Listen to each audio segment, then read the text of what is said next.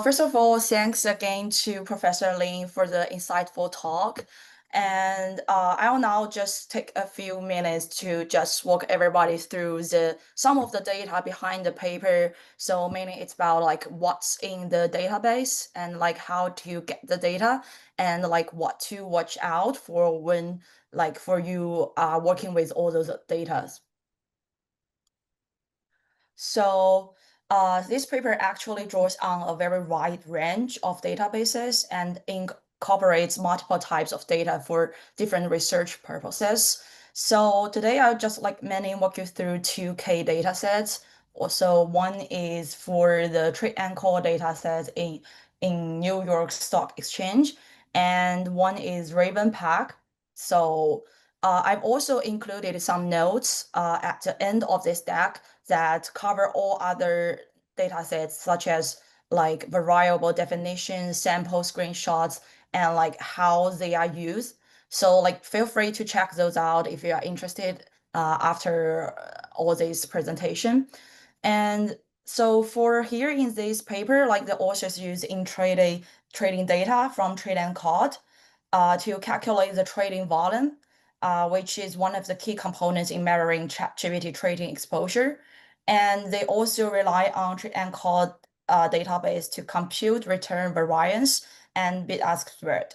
And as for the Raven pack, the authors use its news and media coverage data to capture the information intensity disclosed by firms on the outage day, so serving as a proxy for how much revenues was available to investors.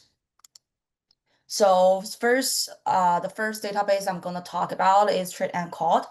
So actually, this database offers tick-by-tick trade and call data for all activity within the U.S. national market system.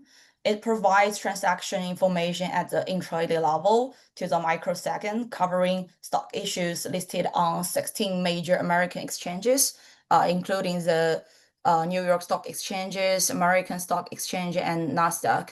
So here I just provide two entrance. One is the official website, and one you can just like access this database through the WRDS platform.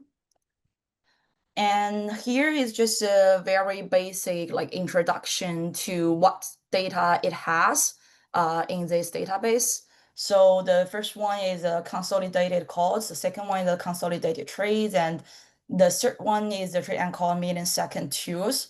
So normally we use the consolidated calls and consolidated trades, which provides the tick-by-tick call data and transaction data with microsecond level timestamps. So it includes detail fields such as the trade price, volume, exchange, and condition codes, also like the bid and ask prices, sizes, and caught conditions. And one of the main advantages of this database is that it enables full flexibility to aggregate data into custom intervals. So such as like what Professor Lin they used in this paper, they calculate the trading volume in 5 minutes time intervals, to construct their main variable. And for the trade and call millisecond tools, so this part, it actually just provides pre-aggregated summary statistics at the fixed intervals. So it's more like it has a fixed time interval, like 5 minutes intervals for like total volume or total trading price, number of trades, average trade price, something like that. And here we can see an example to get the data in this data set. So here we just choose Apple as an example, and we choose the time interval as like 5 minutes interval here. And to get the data, like for example, to get the volume of trade and the price of trade. So we can just follow the steps on the website. And here is just like a sample of like what we can get from this data set. So we can clearly see this from chart that you can see the time steps at the microsecond level. And you can see the ticker for identifying all those companies and the trading volumes and the prices. and it's like very suitable for the high frequency trading research, but it still needs a lot of like efforts to aggregate all this stuff because it's like very big data set. So I'll just like briefly talking about like the key pros and cons for this data set. So key advantages we just mentioned, it offers high frequency and comprehensive data. It's at the microsecond level and covers all trading codes across major US exchanges. And you can like custom the intraday analysis time intervals.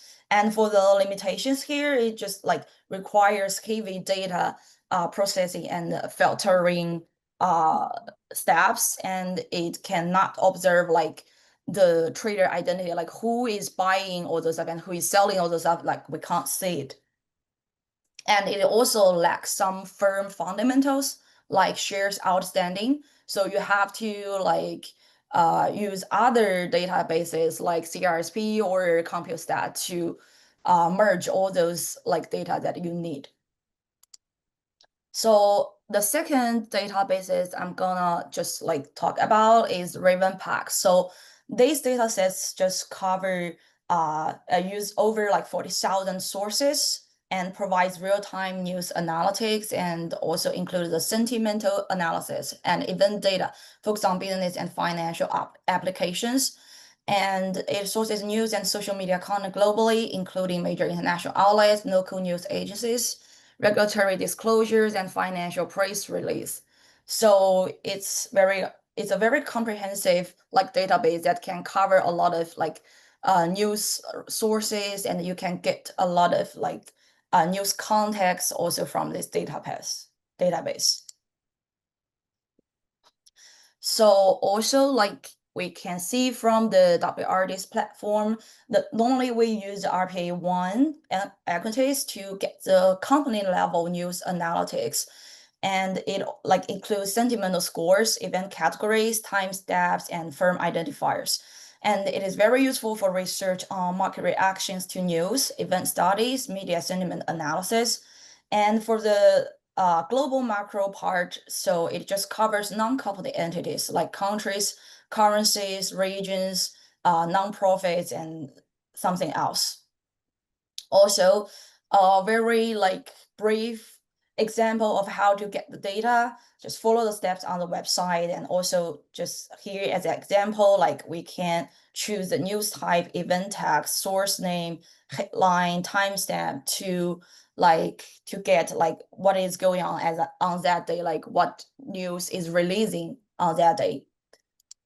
So here is also a sample of what we had. So here we can see that it has the timestamp also at a like microsecond level. So it's very precise.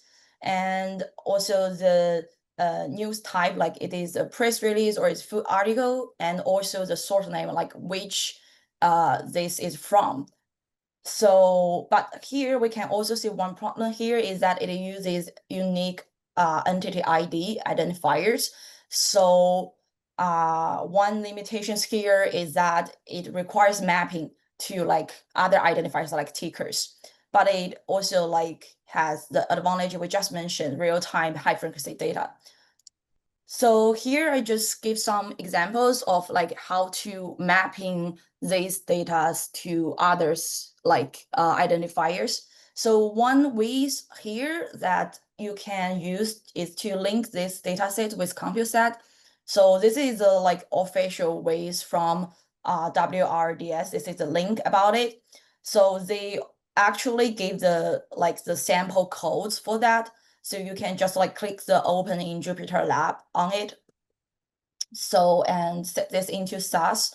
And we can see that from this code, we can get a table here that already map the RP entity ID into CUSIP and GOKI. So this is like more convenient for you to map, like to connect the data in Ravenpack and into the with the data in CompuStat and other databases. But this is a very temporary table generated in JupyterLab. So based on the code provided by WRDS, it will be deleted after you just like end the session. So one way to just like have all those chart downloaded is just to use this code. So this is an alternative approach to convert the generated mapping table into a CSV file. So you can download it and making it like more suitable for you to use in other environment like Python or Stata. So here I just also give a sample code for you to use to just like download all the mapping like tables for you to like for the future use. So here is end of my part of presentation. Thank you all for hearing. And as I just mentioned, I also have some like example for the other like data sets that the authors they use in this paper. So you can check the deck afterwards to see like how these data are used in this paper and how to get that data. Thank you for listening.